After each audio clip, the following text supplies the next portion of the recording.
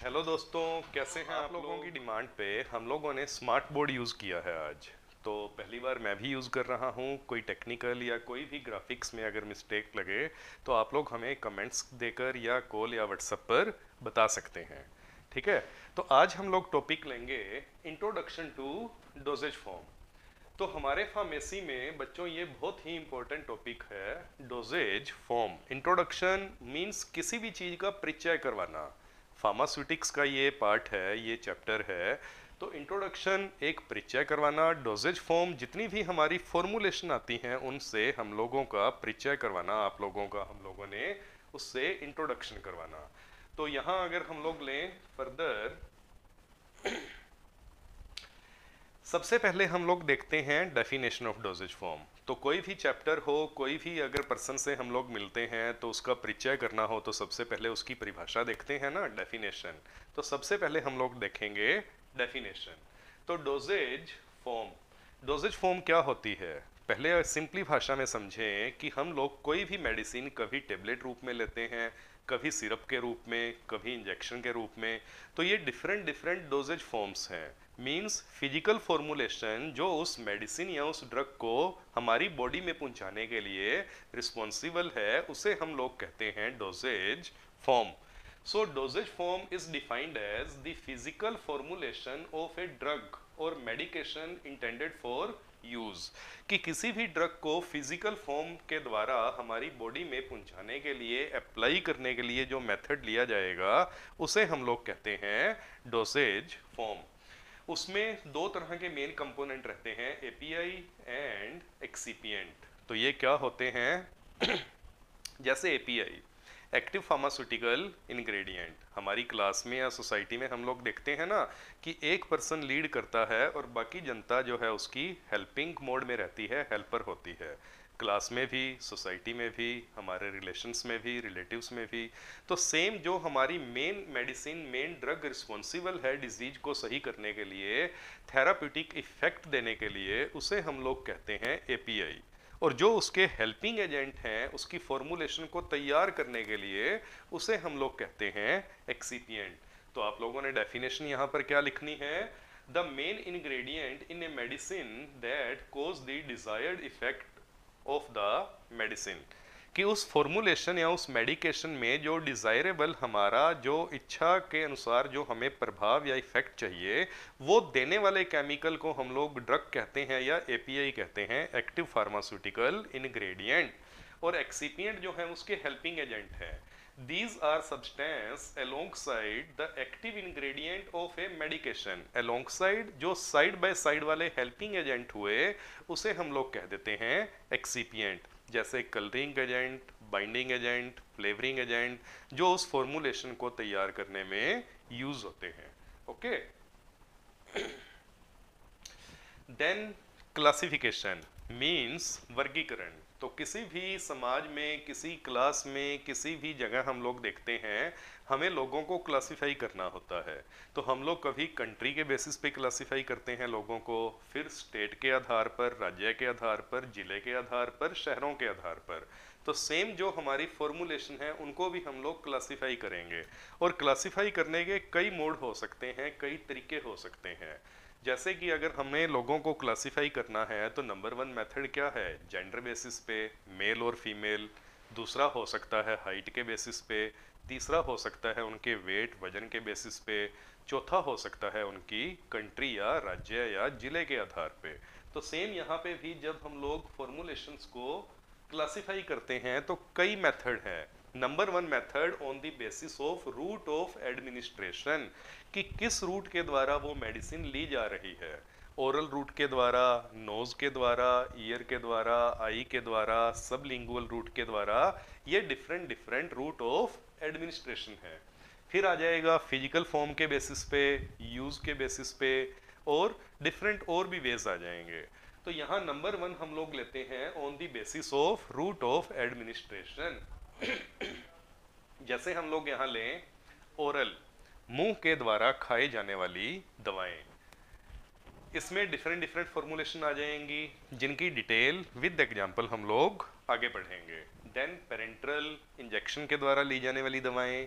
Ivy, IM, subcutaneous, ये different different injectable आ जाएंगे। Sublingual, जीभ के नीचे रखने वाली कुछ दवाएं, जैसे कि हार्ट अटैक आता है किसी पर्सन को तो हमें ऐसा बोला जाता है ना कि इसकी वो मेडिसिन निकालो जो इमरजेंसी में जीभ के नीचे रखनी है, that is sublingual route. Then intra respiratory, aerosol, inhaler के थ्रू जब हम लोग रेस्पिरेशन के थ्रू सांस के द्वारा कोई मेडिसिन लेते हैं।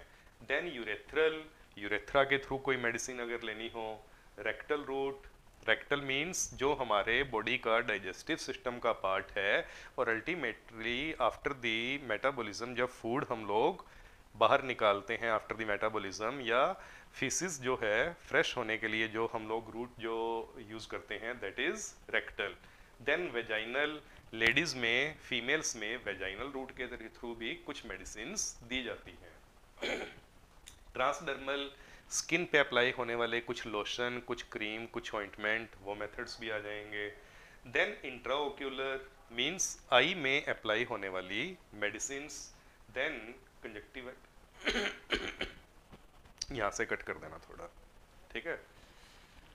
देन इंट्रानेजल, नाक में अप्लाई होने वाले जितनी भी मेडिसिन होती हैं वो इंट्रानेजल।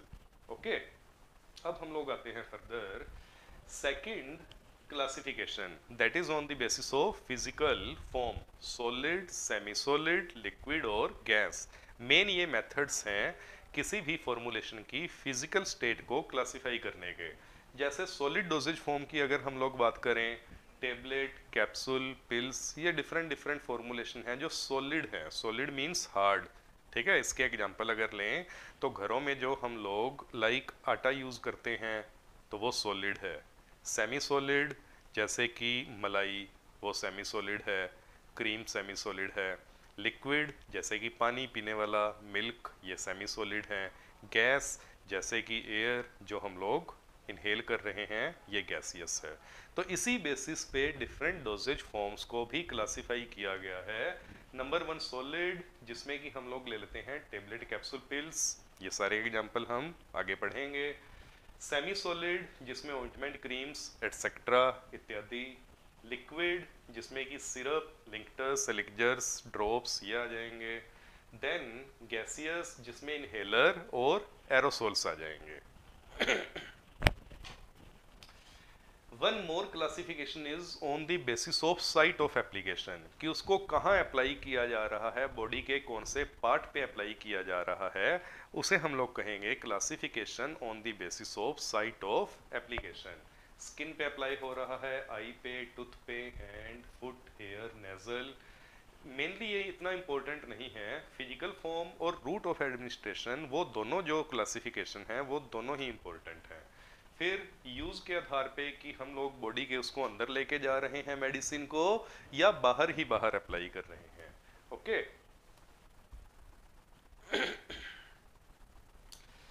तो नंबर 1 हम लोग यहाँ फॉर्मुलेशन लेते हैं, डोजेज फॉर्म लेते हैं बच्चों, इमल्शन। इसको पहले बड़े प्यार से सिंपली भाषा में समझते हैं। आप लोगों ने कभी बचपन में ये पंगे लिए होंगे ना कि थोड़ा सा एक ग्लास में ऑयल डाला और ऑयल के बाद उसमें पानी डाल दिया, फिर हम उसको शेक करते हैं तो वो छोटी छोटी ड्रॉपलेट्स बन जाती हैं, जैसे ये दिया हुआ है, ये ड्रॉपलेट्स बन गई। या पानी में ऑयल डालें या ऑयल में पानी डालें, वो ड्रॉपलेट्स बन जाती हैं। तो ये दोनों एक दूसरे में घुलनशील नहीं है, इसे हम लोग कहते हैं ऑयल एंड वाटर जो है वो इमिसिबल हैं। पर इनको मिक्स करने के लिए, मिसिबल करने के लिए कुछ एजेंट मिलाए जाते हैं जिनको कहते हैं इमल्सीफाइंग एजेंट, राइट। वो तैयार करता है इमल्शन।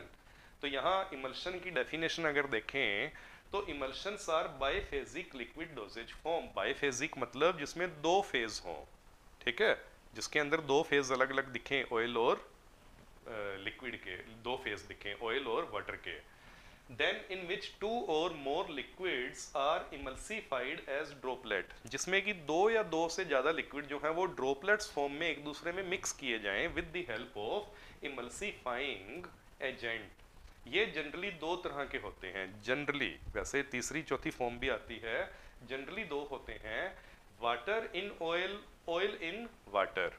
जब भी कभी ऐसे लिखा जाए तो इसको बोलते हैं ऑयल इन वाटर, एंड ऐसे लिखा जाए तो वाटर इन ऑयल मीन्स यहाँ पर वाटर जो है वो कम मात्रा में है, ऑयल जो है वो ज़्यादा मात्रा में है सिंपली। और ऑयल इन वाटर में ऑयल जो है वो कम मात्रा में है, वाटर जो है वो ज़्यादा मात्रा में है। और ये दोनों एक दूसरे में इमिसिबल हैं विद द हेल्प ऑफ, यहाँ पर इमल्सिफाइंग एजेंट हम लोग इसको मिक्स करते हैं। तो ये मार्केटेड कुछ एग्जाम्पल हैं बच्चों इमल्शन के, like emulsion with calcium, code liver oil, ये बच्चों के लिए एक इमल्शन आता है। देन फ्रेलेक्स, ये ओरल इमल्शन है। तो ये मार्केटेड के कुछ एग्जाम्पल हैं, मार्केटेड ब्रांड हैं जो हम लोग रूटीन लाइफ में देखते हैं। देन सस्पेंशन, अब यहाँ सस्पेंशन क्या है? इमल्शन में हम लोगों ने क्या देखा, दो इमिसिबल लिक्विड थे जिन्हें हम लोगों ने इमल्सिफाइंग एजेंट की हेल्प से मिक्स कर दिया। यहाँ पर एक सॉलिड और एक लिक्विड जो है वो दोनों एक दूसरे में मिक्स नहीं है, सोल्यूबल नहीं है। तो भैया अब क्या करें? जैसे इमल्शन में हमने किया कि दोनों को मिक्स करना जरूरी है, इकट्ठा देना ही जरूरी है, तभी वो पर्सन सही हो पाएगा मेडिसिन से। तो यहाँ सॉलिड और लिक्विड दोनों को भी इकट्ठा देना जरूरी है। तो वहाँ हम लोगों ने इमल्सिफाइंग एजेंट मिलाया, यहाँ सस्पेंडिंग एजेंट मिला दिया, और दोनों का एक्शन एक ही है, वो सरफेस टेंशन को रिड्यूस कर कर, पृष्ठ तनाव को रिड्यूस कर कर दोनों को एक दूसरे में मिक्स कर देता है। तो यहाँ पर सस्पेंशन में एक सॉलिड है जो लिक्विड में इनसोल्यूबल है। यहाँ मैंने दो वर्ड यूज करे, वहाँ इमिसिबल, यहाँ इनसोल्यूबल। जब लिक्विड लिक्विड एक दूसरे में मिक्स ना हो, सोल्यूबल ना हो, तो वहाँ वर्ड यूज करते हैं बच्चों इमिसिबल। और यहाँ पर सॉलिड अगर लिक्विड में सोल्यूबल ना हो तो यहाँ वर्ड यूज हो जाता है इनसोल्यूबल।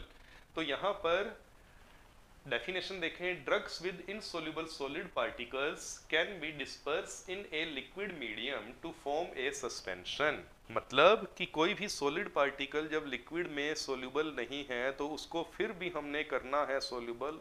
क्यों? क्योंकि हमने ठान लिया कि इसको सोल्यूबल करके ही मानेंगे। तो फिर एक सस्पेंडिंग एजेंट की हेल्प ली। जैसे कभी दो ऐसे पर्सन होते हैं ना जिनकी दोस्ती नहीं हो सकती, तो तीसरे को बीच में आना पड़ता है। तो सेम ऐसे ही दो ऐसे लिक्विड जब दोनों मिक्स ना हो, उनकी दोस्ती ना हो, तो इमल्सिफाइंग एजेंट को बीच में आना पड़ा। और यहाँ सॉलिड और लिक्विड जब दोनों आपस में सोल्यूबल नहीं हुए तो सस्पेंडिंग एजेंट को बीच में आना पड़ा with the help of suspending agent. A suspension is dispersion of finally divided insoluble solid particles, disperse phase in A fluid dispersion medium और कॉन्टिन्यूस फेज। तो डेफिनेशन को वर्ड बाय वर्ड समझते हैं अपन। Suspension जो है वो डिस्पर्शन है, मतलब वहां पर डिस्पर्शन फैलाव है finally divided in soluble solid का। सॉलिड का एक फैलाव है किसमें? फ्लूइड में। तो सॉलिड कम है, लिक्विड ज्यादा है, तो जो सॉलिड कम है उसको हम लोग बोलेंगे डिस्पर्स फेज। फेज मतलब एक ऐसा हिस्सा जो डिस्पर्स कहलाता है, और जो लिक्विड है वो ज्यादा मात्रा में है, उसे हम लोग कहेंगे कॉन्टिन्यूस फेज। दिखने में ये तुम्हें सिरप जैसा लग सकता है बच्चों, बट इस सस्पेंशन में लिक्विड के बीच में छोटे छोटे सॉलिड पार्टिकल दिखते हैं। तो ये है एग्जांपल ऑफ सस्पेंशन। कैल्सीमैक्स, ये भी एक बेटर एग्जांपल है सस्पेंशन का। तो ये देखो मार्केटेड फॉर्मूलेशन में भी यहाँ सस्पेंशन लिखा हुआ आ रहा है। And this is the formulation for calcium, magnesium, zinc और विटामिन D3। ओके, फिर हम लोग फर्दर आते हैं टेबलेट पे। बड़ी पॉपुलर फॉर्मूलेशन है, ऐसा कोई भी इंसान नहीं होगा आज की तारीख में इस धरती पर, आज की डेट में, जिसने टेबलेट पूरी उम्र में या पूरी लाइफ में अपने ना खाई हो। आज की डेट में तो बच्चा 2 दिन का नहीं होता और तभी वो टेबलेट खिलाना, उसको सिरप देना और ये सब चीज़ें शुरू हो जाती हैं। हाँ, बच्चों को टेबलेट स्पून में पानी में डिसॉल्व करके घोल के दी जाती है, बिकॉज वो उसको स्वेलो नहीं कर सकते, वो उसको निगल नहीं सकते। क्लियर? तो हर फॉर्मूलेशन के कुछ प्लस पॉइंट हैं, कुछ माइनस पॉइंट हैं, वो हम फर्दर एक और चैप्टर में डिस्कस करेंगे। तो टेबलेट, टेबलेट क्या है? सॉलिड डोजेज फॉर्म है जिसमें कि सॉलिड ड्रग को, एपीआई को, उसके कुछ दोस्तों के साथ, एक्सिपिएंट के साथ मिक्स किया गया, फॉर्मूलेशन बनाई गई, बाइंडिंग एजेंट दिए गए और छोटी सी टेबलेट बना के उसके अंदर बड़ी बड़ी बीमारियों को दूर करने की ताकत डाल दी गई। तो डेफिनेशन देखते हैं। Tablet is defined as a compress solid dosage form. Compress मतलब जिसको दबाव के साथ, प्रेशर के साथ बनाया गया है। कंटेनिंग मेडिकामेंट्स विद और without excipient. Medicament main API है उसमें, विद और विदाउट एक्सिपिएंट, एक्सिपिएंट हो भी सकते हैं और नहीं भी। Okay, according to IP tablets are solid. IP जो हमारा फार्मेसी का ग्रंथ है ना बच्चों, इंडियन फार्माकोपिया, वो क्या कहता है टेबलेट के बारे में? It is the solid flat biconvex dishes unit dosage form prepared by compressing a drug or a mixture of drug. जो कि एक सॉलिड फ्लैट बाइकॉन्वेक्स और डिश, वो उसकी शेप के आधार पे बता रहा है कि टेबलेट की शेप कैसी कैसी हो सकती है, और उसको कंप्रेस करके बनाया गया है मिक्सचर ऑफ ड्रग के हेल्प से, विद और विदाउट डाइल्यूएंट। डाइल्यूएंट मतलब उसकी मात्रा को डाइल्यूट करने वाले, बढ़ाने वाले एजेंट। जैसे कभी कभी हमें हम बात करें एविल टेबलेट की या लिवोसिट्रिजिन सिट्रिजिन की, उसकी बहुत ही कम मात्रा हमें रिक्वायर्ड होती है, बट वो कम मात्रा अगर हम लोग हाथ में लेंगे तो हम उसको कैरी भी नहीं कर पाएंगे। तो उसकी मात्रा को बढ़ाने के लिए, कि उसके अंदर मेन एपीआई तो है 5 मिलीग्राम 2.5 मिलीग्राम, पर उसकी मात्रा को 1 ग्राम तक या 0.5 ग्राम तक बढ़ाने के लिए उसके अंदर कुछ ऐसे एजेंट मिलाए जाते हैं जिनसे उनकी मात्रा बढ़ जाए, उसको हम डाइल्यूएंट कहते हैं, और वो एक्सिपिएंट का ही पार्ट है। तो डाइल्यूएंट की हेल्प से वो कंप्रेस करके और डिफरेंट डिफरेंट शेप में बनाई जाए, उसे हम लोग कहते हैं टेबलेट। तो ये यहाँ पर फोटोग्राफ्स दिए हुए हैं।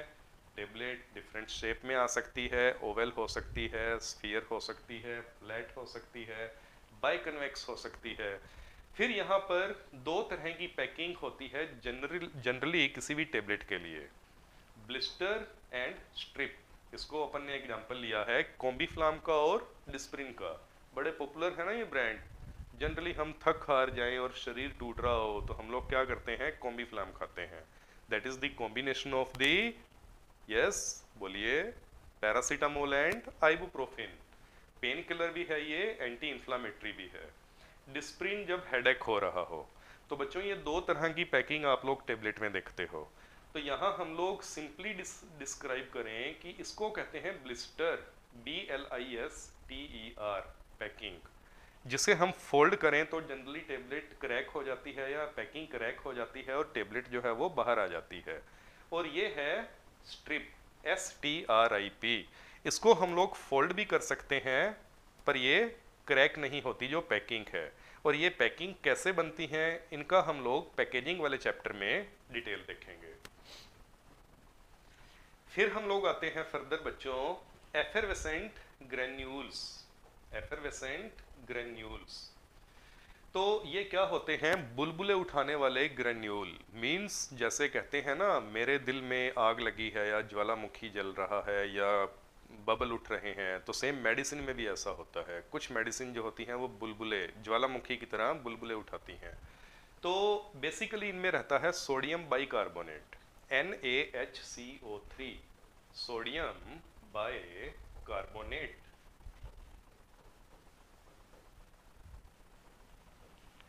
ये केमिकल फॉर्मूला है इसका, जो कि बेकिंग सोडा भी कहलाता है। जितनी भी बेकरीज हैं उनमें हम लोग देखते हैं कि केक बिस्किट जो हैं वो फ्लफी फ्लफी फुले फुले बनते हैं। तो वो फुलावट उसमें क्यों आती है, मीठे सोडे के कारण, बेकिंग सोडे के कारण, सोडियम बाइकार्बोनेट, जिसका काम ही किसी चीज को फुला देना है। क्लियर? तो डेफिनेशन देखें, it is coarse to very coarse powder. Means powder के पार्टिकल के आधार पे उसको कोर्स और वेरी कोर्स नाम दिया गया है। containing the medicinal agent in a dry mixture usually composed of sodium bicarbonate, citric acid, tartric acid। means हम लोगों ने सोडियम बाइकार्बोनेट जो कि एक बेसिक कंपोनेंट है, बेस है, उसको सिट्रिक एसिड और टार्ट्रिक एसिड, एसिड के साथ मिला दिया। एसिड और बेस हम लोग जानते हैं जब रिएक्शन करेंगे तो सोल्ट बनेगा, और सोल्ट बनेगा तो वहां पर बुलबुले उठेंगे और एफरवेसेंस निकल जाएगी CO2 के रूप में। तो जनरली क्या होता है, सोडियम बाइकार्बोनेट जब किसी एसिड के साथ रिएक्शन करता है तो CO2 निकलती है, और वो CO2 जो है वो वहां पर बुलबुले उठाती है, जैसा कि कोल्ड ड्रिंक में होता है, इनो में होता है, सोडा जो पीते हैं उनमें भी यही होता है। और कुछ लोग तो अल्कोहल आप लोग नहीं पीते होंगे, पर अल्कोहल पीने वाले लोग सोडा यूज करते हैं ना, वो इसीलिए यूज करते हैं कि फिर उसमें बुलबुले उठते हैं और वो पर्सन भी फिर अल्कोहल पीकर बुलबुला बन जाता है। Okay. The acids and base react to liberate carbon dioxide, CO2 बनाते हैं ये, और वो रिजल्टिंग इन एफरवेसेंस। और यहाँ पर इनकी फॉर्मुलेशन के फोटोग्राफ में भी बुलबुले दिए हुए होते हैं। जैसे कि इनो हम लोग बहुत अच्छे से जानते हैं, हमें एसिडिटी हो जाए तो हम लोग इनो यूज करते हैं। क्यों? मेरे पेट में एसिडिटी हुई, हाइड्रोक्लोरिक एसिड ज़्यादा बना, तो मैंने सोडियम बाइकार्बोनेट वाला इनो फॉर्मुलेशन पिया। सोडियम बाइकार्बोनेट बेस और मेरे पेट का एसिड दोनों ने आपस में रिएक्शन की और सोल्ट बना दिया NaCl, सोडियम क्लोराइड, और साथ में बनाया कार्बोनिक एसिड H2CO3, जो टूट गया CO2 में, कार्बन डाइऑक्साइड में, और वो डकार के रूप में, बुलबुलों के रूप में मुझे रिलीफ देता है जब वो गैस फॉर्म में बाहर निकलता है। तो that is the good feel factor of Eno. And also it is helping to reduce acidity, acid को भी खत्म कर दिया और गुड फील फैक्टर भी दिया। और सेम सोडा भी यही करता है एंड कोल्ड ड्रिंक भी यही करता है, इसीलिए उनको कहते हैं कार्बोनेटेड ड्रिंक्स। फिर फर्दर यही एग्जांपल एक और है, Citro soda, sodium bicarbonate, citrate, citric acid, tartaric acid, etcetera. Further हम लोग चलते हैं। अभी फंक्शन भी पूरे हम लोग समझ नहीं पाए इनके, जो हमारे टेक्निकल टीम है वो समझा रहे हैं अभी फंक्शन। तो धीरे धीरे कुछ और ग्राफिक्स और कुछ और पैरामीटर भी हम लोग यूज करेंगे इसमें। Yes, then new formulation is बच्चों स्नफ। स्नफ क्या होती है? इसको सिंपली हम लोग समझें तो कई बार आप लोगों ने ज़्यादातर गांवों में और बुजुर्गों को नस्वार सूंघते हुए देखा होगा। नस्वार, तो उसी की तरह एक फॉर्मुलेशन होती है दैट इज कॉल्ड स्नफ, जिसको नाक के द्वारा सूंघा जाता है। तो ये ड्राई लीफ या ड्राई पाउडर्स होते हैं जिनमें इवेपोरेटिंग एजेंट होते हैं और नाक के द्वारा सूंघे जाएं नस्वार की तरह, तो that is snuff. A preparation of a powder drug to be inhaled through the nostrils, नाक के द्वारा सूंघे जाने वाली दवा को हम लोग कहते हैं snuff. It is smokeless tobacco that is made of dry crushed tobacco leaf with different scent and flavors inhaled through the nose. Mainly नस्वार में तंबाकू होता है, जिसको बोलते हैं तंबाकू हिंदी में, राइट। तंबाकू को इनहेल करने के, खाने के, बॉडी के अंदर ले जाने के कई तरीके हैं, जिनमें से एक तरीका है सिगरेट, बट उसमें स्मोक और बहुत सारे जो हार्मफुल एजेंट हैं वो भी अंदर जाते हैं। दूसरा पुराना तरीका है नस्वार के थ्रू तंबाकू की लीव्स को ड्राई करके, पीस के और सूंघना। तो नस्वार वाली फॉर्मुलेशन से ही ये फॉर्मुलेशन डेवलप हुई। और कुछ बीमारियों में जहां लंग्स तक, फेफड़ों तक हमें दवा पहुंचानी है, हम लोग स्नफ यूज करते हैं। तो ये मैंने फोटोग्राफ लिए हैं पुरानी नस्वार वाले, जो एल्युमिनियम वाली या लोहे वाली पैकिंग में आती थी, तरह तरह की नस्वार इतनी सी पैकिंग में। जैसे ये चेतक स्नफ बहुत पॉपुलर ब्रांड था, ये तंबाकू के ब्रांड हैं। और ये मेडिकामेंट जो हमारी मेडिसिन फॉर्मुलेशन में आती है नस्वार, ये उसका एग्जांपल है विद नेचुरल इंग्रेडिएंट्स। ओके, तो हमें स्नफ यूज़ करना है कभी कोई प्रॉब्लम हो तब, तंबाकू या नशे के तौर पे, नस्वार के तौर पे हमें नहीं यूज़ करना। Then drops. ड्रॉप्स क्या होती हैं? सिंपल ड्रॉप, बूंद, आँख में भी डाली जा सकती है, ईयर में भी डाली जा सकती है, नोज में भी डाली जा सकती है, सिंपली। तो यहाँ पर हम लोग ड्रॉप की डेफिनेशन देखें। It is a liquid medication administered using dropper like year drop, I drop, nasal drop. कोई एक ड्रॉप या ड्रॉप्स फॉर्मुलेशन जो ड्रॉपर की हेल्प से आँख में, कान में, नाक में डाली जाए, यूज़ की जाए, तो उसको हम लोग ड्रॉप्स बोलते हैं। आई ड्रॉप जो है वो एडमिनिस्टर होती है directly into the eye using a dropper, और dropper above the eye and squeeze out one of the drop, मतलब उसको दबाने पर जो आई ड्रॉप है वो हमारी आंख में दवा छोड़ देती है।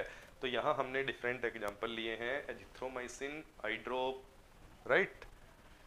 Then this is also eye drop, गैराकेन। Then neomycin antibiotic eye drops, sorry ear drop, ये ईयर्स में अगर इन्फेक्शन हो जाए तो वहाँ पे हम लोग यूज़ करते हैं। मैंने कोशिश की है कि जितने भी पॉपुलर ब्रांड्स हैं उनकी फोटोग्राफ से हम लोग इसको और अच्छे से क्लियर करें। Okay, then paste.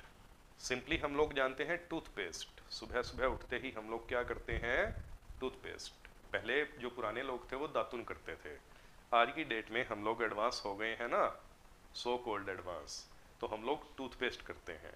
तो वो क्या है, बेसिकली कैल्शियम, जिसको सेमी सॉलिड डोजेज फॉर्म में बनाया गया with the help of flavouring agent, जिससे कि हमारे मुंह की बदबू भी दूर हो, माउथ के जो उसमें जर्म्स बैक्टीरिया हैं वो भी किल हों, और कैल्शियम भी मिले हमारे दांतों को। तो अल्टीमेटली सॉलिड होगा उसमें और सेमी सॉलिड फॉर्मुलेशन बनेगी। Definition, it consist of A fatty base, example petroleum jelly, उसमें फैटी बेस होता है, and around 25% of A solid substance like zinc oxide और कैल्शियम, मतलब कि उसमें 25% तक सॉलिड होना चाहिए। और कॉस्मेटिक और फार्मास्यूटिकल पेस्ट जो है वो उससे बनते हैं, and typically intended for external application to the skin.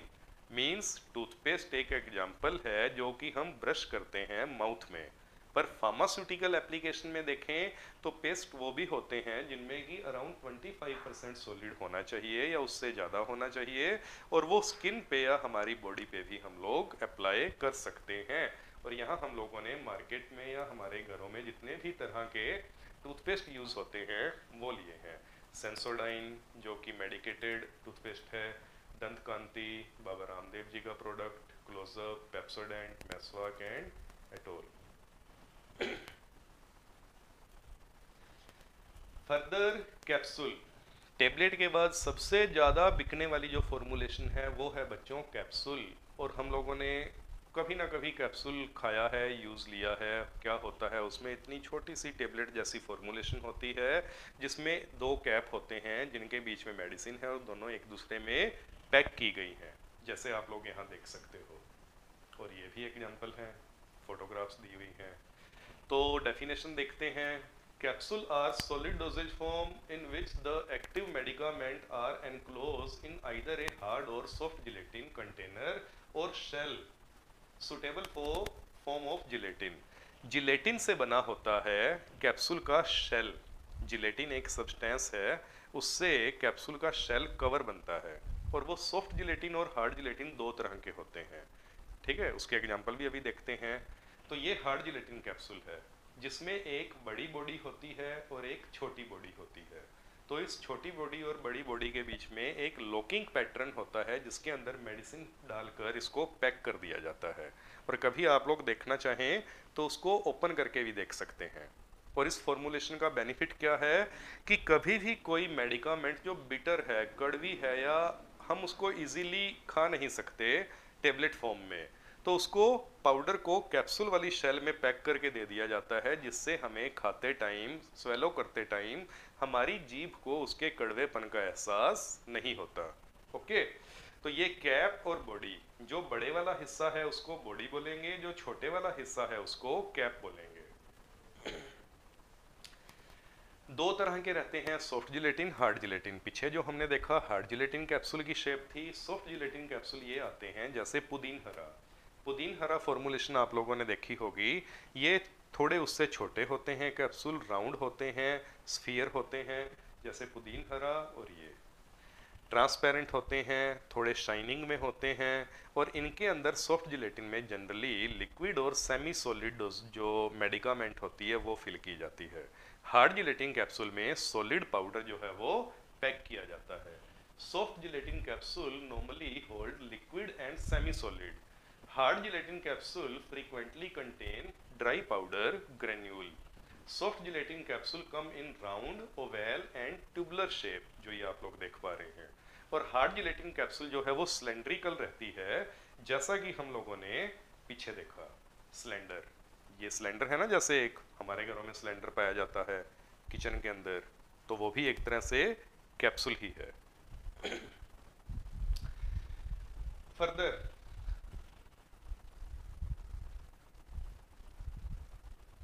Gargle, तो गार्गल के बारे में आप लोगों ने पढ़ा होगा कि कभी भी हम लोगों ने, हमारे थ्रोट इन्फेक्शन हो जाए, या हम लोगों ने मान लो माउथ फ्रेशनर के तौर पे भी गार्गल यूज़ करना है।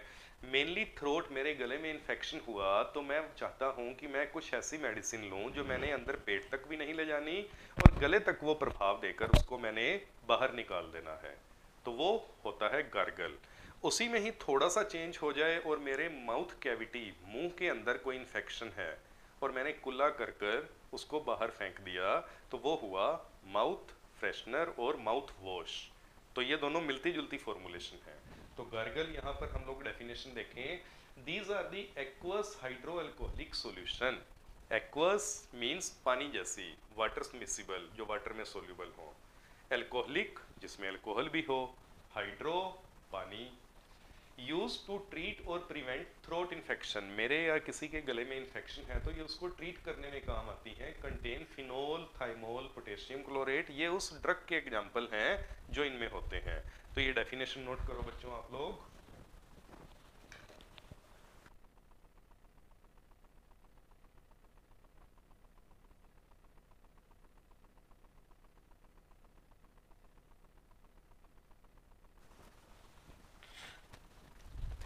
तो ये एग्जाम्पल हैं कोफोल गार्गल, मतलब बहुत अच्छा ब्रांड है, पर्सनली मैंने यूज़ करा है और बड़े अच्छे रिजल्ट हैं इसके। देन बीटाडीन गार्गल, थ्रोट में अगर कोई इन्फेक्शन हो जाए तो बीटाडीन जो हम लोग स्किन पे अप्लाई करते हैं उसकी ये फॉर्मुलेशन आती है, जो पानी डाल के डाइल्यूट करके गार्गल, कुल्ला करना मीन्स गार्गल, गरारे करना। गरारे करना एक गुड टर्म्स रहेगी इसके लिए, उसके लिए यूज़ करते हैं।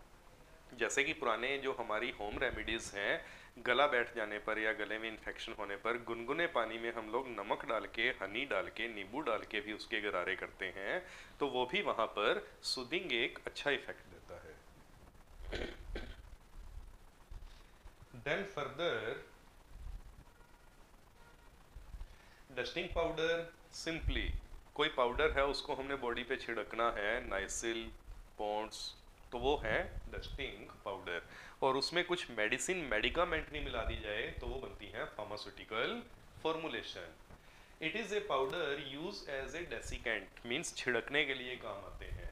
Antifungal, dusting powder can help prevent skin infection such as athlete foot, जो ज़्यादा दौड़ते हैं, एथलीट होते हैं, उनके फुट्स में इन्फेक्शन हो जाते हैं। या जनरली गर्मियों में हम लोग भी सॉक्स और शूज़, जुराबें पहने अगर ज़्यादा, तो हमारे भी उंगलियों पे जो इन्फेक्शन हो जाता है, तो फंगल इन्फेक्शन जनरली होता है वो, तो हम लोग वहाँ पे भी कुछ पाउडर यूज़ करते हैं विद एंटी फंगल एजेंट। तो नाइसिल हुआ या सिंपली कोई पाउडर हुआ, उसमें अगर कोई मेडिकामेंट मिला दी जाए तो वो बन जाते हैं मेडिकेटेड पाउडर।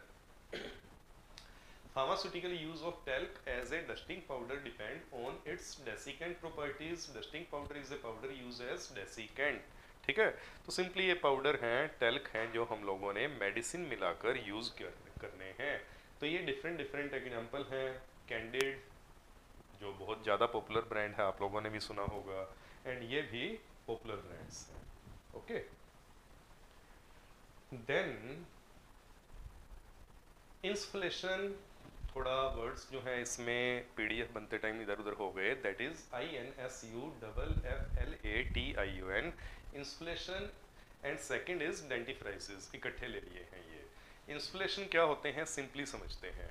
एक डिवाइस के थ्रू किसी पाउडर को बॉडी के किसी कैविटी में ट्रांसफर करना, मीन्स रेक्टल रूट में, वेजाइनल में या थ्रोट में या किसी भी ईयर में कैविटी में ट्रांसफर करना, दैट इज कॉल्ड इंसुलेशन।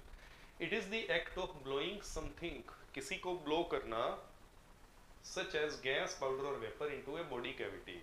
तो ये डिवाइस होती है जिसमें यहाँ पर ये कंटेनर है जिसमें हम लोगों ने पाउडर फिल कर लिया, पीछे ये पंप लगा हुआ है, इस पंप को हम प्रेस करते हैं तो पाउडर जो है वो फ्लो करेगा, और ये नोजल है, जिस बॉडी कैविटी में हमने ट्रांसफर करना है उसमें ये ट्रांसफर हो जाएगा। डेंटिफ्राइसिस, ये दंत मंजन, सिंपली जैसे आज की डेट में तो हम टूथपेस्ट करते हैं, सबसे पहले वो नीम की दातुन करते थे, फिर दंत मंजन आया था, डाबर लाल दंत मंजन, याद है आप लोगों को? जो मेरी एज ग्रुप के लोग होंगे उन्होंने बचपन में कभी ना कभी यूज़ करा होगा। तो डाबर लाल दंत मंजन, तो वो पाउडर होते हैं जिसको हम लोग हाथ में लेकर, यहाँ ऐसे लेकर और दांतों पर रब करते थे, साफ सफाई के लिए, हाइजीनिक के लिए। Dentifrices including tooth powder and toothpaste are agent along with a toothbrush to clean and polish natural teeth। पहले हम लोग फिंगर से करते थे, फिर विद इन टाइम जब ब्रश आ गए तो ब्रश पर उस पाउडर को लगाकर यूज करने लगे थे। तो ये इसके एग्जाम्पल हैं दंत मंजन, बैद्यनाथ का लाल दंत मंजन, हर्बो डेंटिफ्राइसेस, डाबर लाल दंत मंजन, कोलगेट का। तो ये ब्रांड से हमारे माइंड में एक इमेज बनती है, पिक्चर बन जाती है कि बेसिकली ये फॉर्मुलेशन है क्या। और वैसे ये कॉस्मेटिक के पार्ट है, और आप लोगों को पता ही होगा कि फार्मेसी जो है वो कॉस्मेटिक एंड फार्मास्यूटिकल दोनों को कवर करती है। इसीलिए हमारे फार्मेसी के एक्ट का नाम क्या है? D&C, drug and cosmetic act. लो जी, powder. These are particles of which pass through a sieve with nominal mesh aperture of 180 micron, not more than 40% by weight pass through a sieve nominal 125 micron। Dusting powder भी एक formulation थी, ये भी एक powder formulation है। यहाँ थोड़ा सा पैरामीटर डिफर हो जाता है कि कुछ सीव छलनियाँ बनी होती हैं, उसमें 180 माइक्रोन का अगर अपर्चर साइज हो, होल साइज हो, तो उसमें से 40% से ज़्यादा पाउडर ना पास हो और 125 माइक्रोन से जो है वो पास हो जाए, तो उसको हम लोग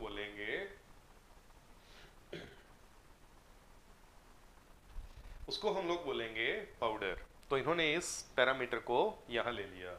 इसमें भी यहाँ पर एग्जांपल आ गए हैं टर्बिनाफिन एड्सॉर्बेंट और एब्सॉर्बेंट। एनाफाइन पाउडर ये कॉन्स्टिपेशन के लिए एक पाउडर फॉर्मुलेशन है। तो कुछ एक फॉर्मुलेशन आपको लग सकती है मिलती जुलती, उनमें बड़ा माइन्यूट सा डिफरेंस रहता है फार्मास्यूटिकल लेवल पे, लाइक माइक्रोन साइज का, पाउडर के पार्टिकल के साइज का। ऐसे ही हम लोग आगे देखेंगे एलिक्जर और सिरप, ये बड़ी मिलती जुलती सी फॉर्मुलेशन है। देन फर्दर ऑइंटमेंट, यहाँ भी कुछ सिमिलरिटीज हैं। ऑइंटमेंट, क्रीम, ये भी बड़े मिलते जुलते से फॉर्मुलेशन है। तो ऑइंटमेंट, पोविडोन, आप लोगों ने बड़ा पॉपुलर ये सॉल्ट है जो घरों में हम लोग कोई कट लग जाए, इन्फेक्शन हो, वहाँ यूज़ करते हैं, पोविडीन, पोविडोन। देन ये एक और यहाँ ब्रांड दिया हुआ है। Definition, an oil based topical formulation. Topical मतलब जो स्किन पे या बॉडी के अंदर ना जाकर बाहर स्किन पे अप्लाई की जाए, उसे हम लोग कहते हैं topical. Its topical formulation with a semi-solid texture, a greasy appearance that can be applied to the skin is called ointment। जो स्किन पे अप्लाई की जाए, ग्रीसी, ग्रीस जैसी उसकी नेचर हो और सेमी सॉलिड वो फॉर्मुलेशन हो। An ointment meaning a therapeutical substance are dispersed in the medium, and medium generally has 80% oil and 20% water। means यहाँ जो क्रीम के कंपैरेटिवली इसका डिफरेंस है वो ये है कि इसमें 80% ऑयल पार्ट होता है, जैसे हम लोगों ने इमल्शन में पढ़ा ना, ऑयल एंड वाटर। तो मीन्स ये ग्रीसी ऑयली फॉर्मुलेशन है, जो कपड़ों पे अगर अपना दाग छोड़ दे तो मुश्किल से निकलती है। तो ऑयली पार्ट जो है वो इसमें ज़्यादा है, that is called ointment. Then further cream, तो क्रीम और ऑइंटमेंट में डिफरेंस क्या आ जाता है? क्रीम में जो है वो हाइड्रो पार्ट ज़्यादा है, एक्वस पार्ट ज़्यादा है, और ऑइंटमेंट में ऑयली पार्ट ज़्यादा है। These are the semi-solid dosage form containing more than 20% water or volatile component and less than 50% hydrocarbon wax. It may contain one or more drug substance dissolve or disperse in a suitable cream base. Cream has equal parts oil and water, also water soluble. Ointments contain about 80% oil. Cream में maximum oil 50% हो सकता है। Maximum means water के या aqueous part के equal, और ointment में up to 80% होता है। मीन्स जब भी कॉम्पिटिटिव क्वेश्चन एग्जाम में भी ये क्वेश्चन आ जाता है कि ये फॉर्मुलेशन है, ये रेशो है किसी भी कंपोनेंट के, ऑयल और वाटर के, तो which one is ointment, which one is cream. तो जिसमें ऑयल पार्ट ज़्यादा होगा, मोर देन 50% और अप टू 80%, उसे हम लोग बोलेंगे ऑइंटमेंट, और जिसमें एक्वस पार्ट ज़्यादा होगा उसे हम लोग बोलेंगे क्रीम। ये कुछ एक मार्केटेड ब्रांड है।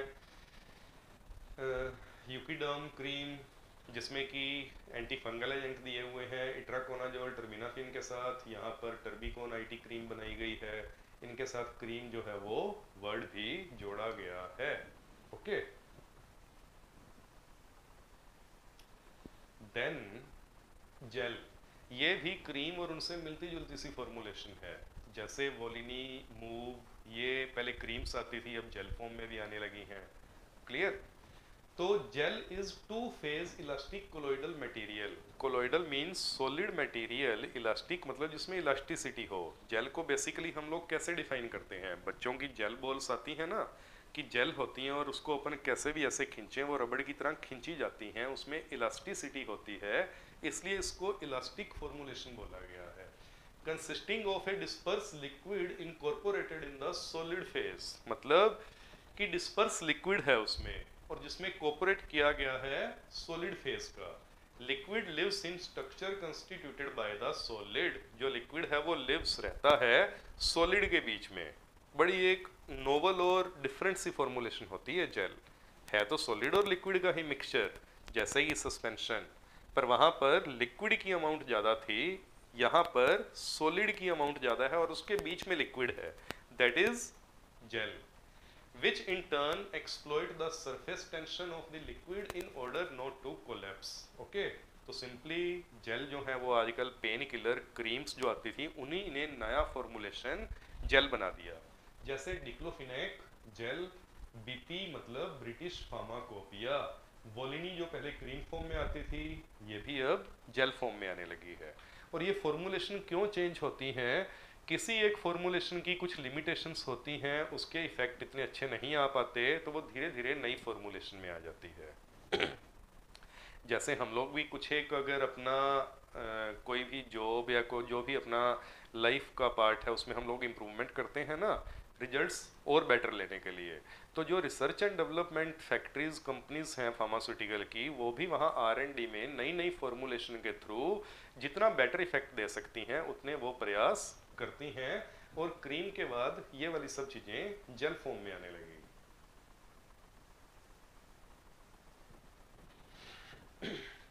देन लोशन, ये भी इनसे मिलती जुलती फॉर्मुलेशन है, पर ये हाइड्रो पार्ट इसमें ज़्यादा होता है और बड़ी ही मतलब लेस विस्कस होती है ये।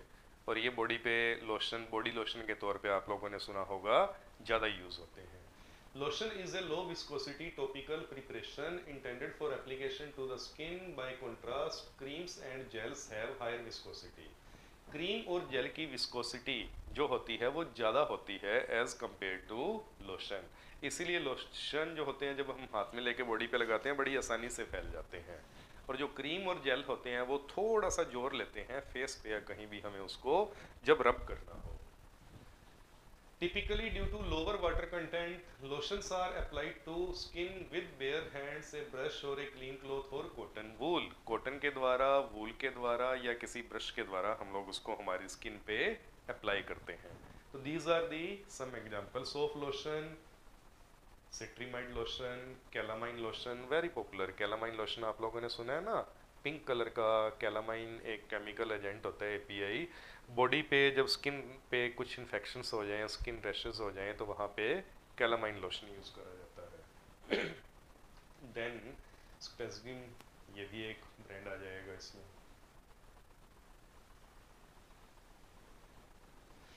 देन सिरप, ये फोटोग्राफ कुछ एक इधर उधर हो गई है। कफ सिरप आप लोगों ने सुना हुआ ही है। सिरप जब कफ हो जाए तो बच्चों को कफ सिरप दिए जाते हैं मीठे मीठे से, मीन्स मीठा कि वो एक चीनी वाली फॉर्मुलेशन है। चीनी मतलब सुक्रोज, तो जिसमें सुक्रोज मिला हो, मिठास मिली हो, मीठापन मिला हो और लिक्विड हो वो, और बीच में धीरे से दवाई भी मिला दी जाए, मतलब मीठी दवा।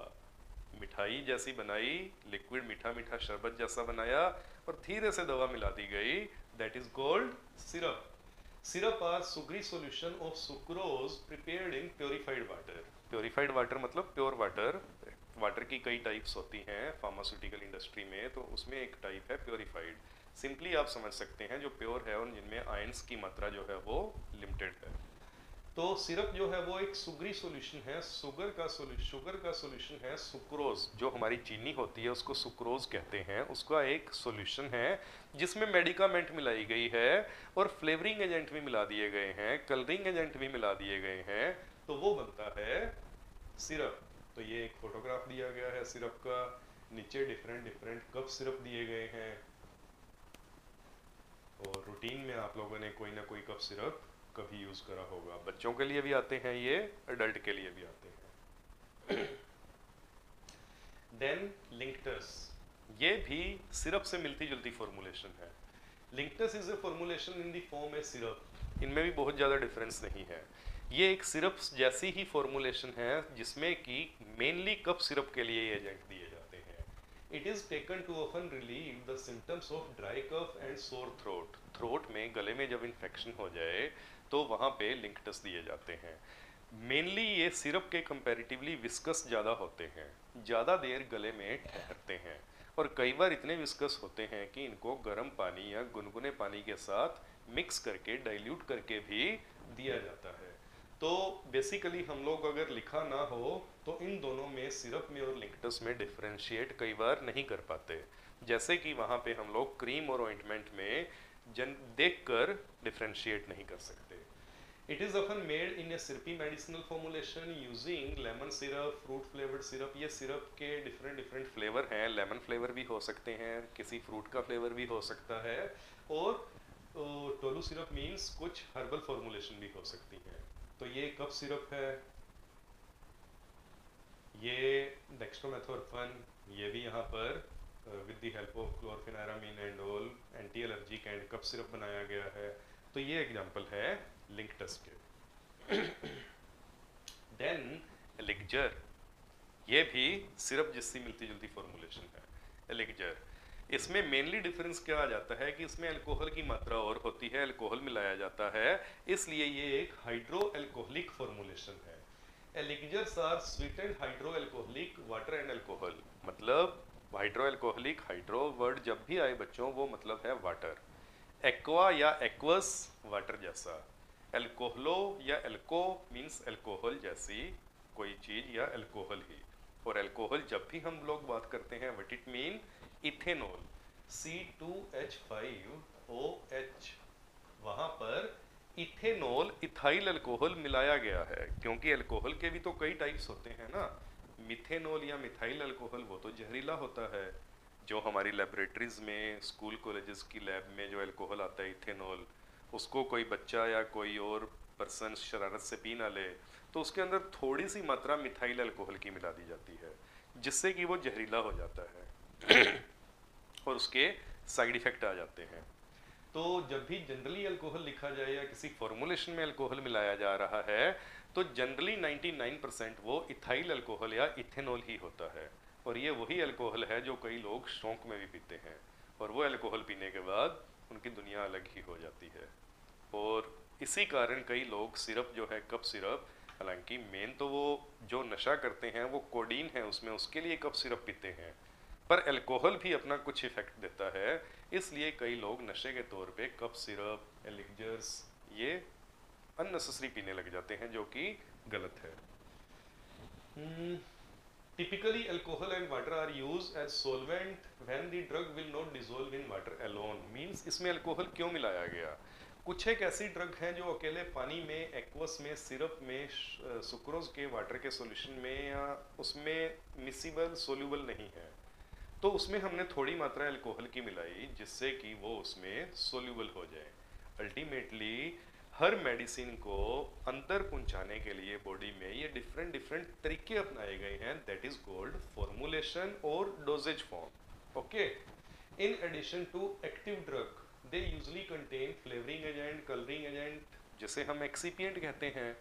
मींस ये हम लोगों ने स्टार्टिंग में बात करी, main API active pharmaceutical ingredient के अलावा जितने भी हेल्पिंग एजेंट हैं they all are called excipient. Okay, तो these are example of elixirs. Okay, यहाँ पर कोई मान लो ब्रांडी या उसकी बियर की बोतल हमने रख के इसकी पिक नहीं लेनी कि उसमें भी अल्कोहल है तो वो भी एलिक्जर हुआ, no. Elixir means hydro alcoholic water and alcohol with any medicine. Okay, then liniment. Liniment जो है ये रब करने के लिए स्किन पे रब करते हैं और जनरली पेन किलर्स में ये फॉर्मुलेशन आती है। तो पहले डेफिनेशन देखते हैं इसकी। Liniment is a medicinal liquid that is rubbed on the skin or into the skin to relieve muscular stiffness and pain।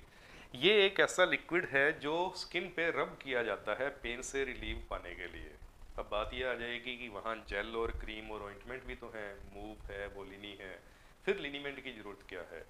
कुछ ऐसे सब्सटेंस, एपीआई और मेडिसिनल कंपाउंड जो हम जेल फॉर्म में नहीं दे सकते, क्रीम फॉर्म में नहीं दे सकते, या वैरायटी ऑफ फॉर्मुलेशन बढ़ानी है, तो ऐसे कई कारण हो सकते हैं कि उनको हमें लिनीमेंट फॉर्म में देना पड़ता है।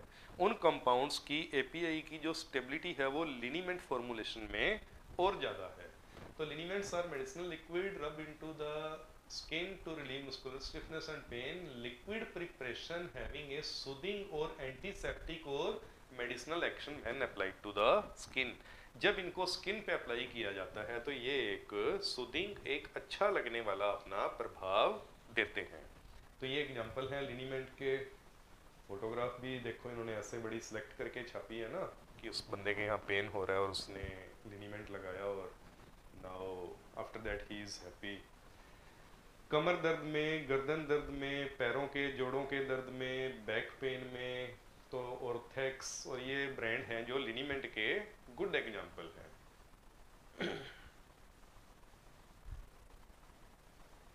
इनहेलर, जनरली आप लोगों ने देखा होगा कि कोविड में भी हम लोगों ने देखा कि जिनको लंग्स का प्रॉब्लम आया या कुछ ऐसी मेडिसिन जो हमें लंग्स तक पहुंचानी है तो वो इनहेलर के थ्रू ली जाती हैं।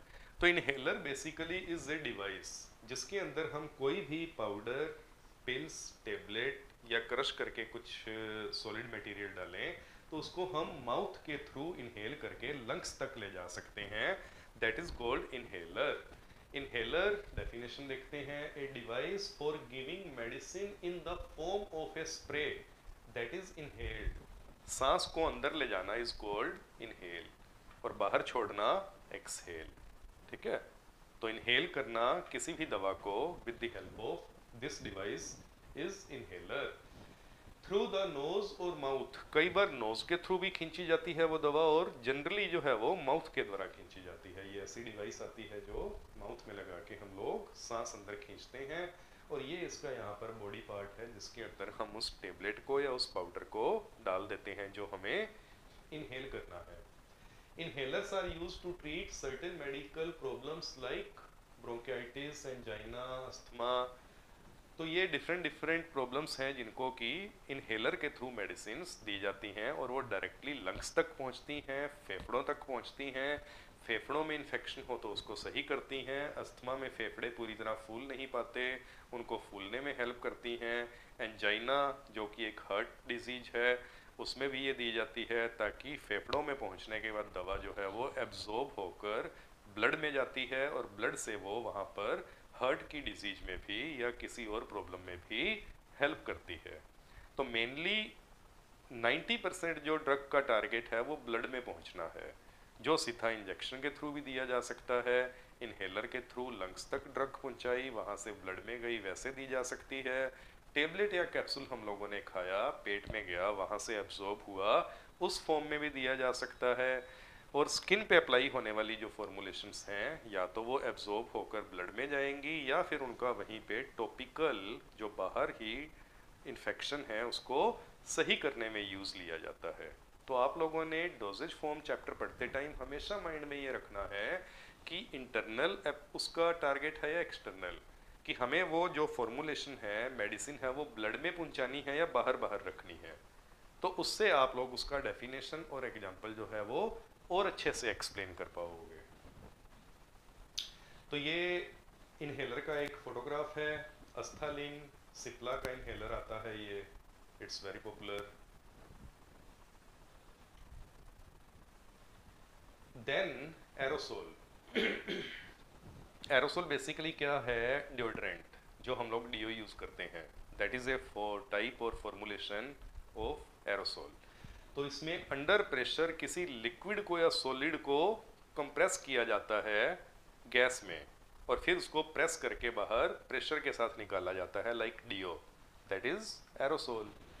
Aerosol are pressurized dosage form containing one or more active ingredient which upon activation emit a fine dispersion of liquid or solid and solid। या तो लिक्विड या सॉलिड या दोनों को वो प्रेशर के साथ एमिट बाहर निकालता है ड्रॉपलेट फॉर्म में, और ये अंडर प्रेशर गैस में पैक किया जाता है, that is aerosol. In A gaseous medium, एक गैस के मीडियम में इसको पैक कर दिया जाता है और ये अप्लाई करते हैं प्रेस करके, और वहाँ पर वो अप्लाई होता है। तो ये एक फोटोग्राफ दिया गया है एरोसोल की वर्किंग को समझने के लिए कि जैसे ही प्रेस किया गैस के साथ लिक्विड ड्रॉपलेट्स जो है वो बाहर निकली। ये यहाँ पर पेन किलर, जैसे हम लोग बात करें वोलिनी, मूव, पहले ये क्रीम फॉर्म में आए, फिर जेल फॉर्म में आए, अभी ये एरोसोल फॉर्म में आते हैं कि जहाँ मेरे पेन है मैं उसको प्रेस करूँगा और वो वहाँ ड्रॉपलेट फॉर्म में पहुँचेगा। बेनिफिट क्या है एरोसोल के? एरोसोल में जो वो मेडिकामेंट है, लिक्विड है, वो बहुत छोटी छोटी ड्रॉपलेट्स में पहुँचता है, तो उसका एब्जॉर्प्शन जो है स्किन के अंदर, बॉडी के अंदर और अच्छे से होता है। तो ये बेनिफिट हैं एरोसोल के। तो ये एक डीओ का एग्जांपल लिया हम लोगों ने जो मार्केट में बहुत ज़्यादा चल रहा है ना। इसकी एडवर्टाइजमेंट भी समथिंग ऐसे आती है ना कि खाली हवा मार रहा है या क्या, तो वो क्या चल रहा है। यस, तो ये हमारी डिफरेंट फॉर्मूलेशन थी बच्चों। आने वाले कुछ और लेक्चर्स में कुछ फॉर्मूलेशन रह गई हैं, डोजेज फॉर्म्स रह गई हैं, उनको भी हम लोग डिस्कस करेंगे।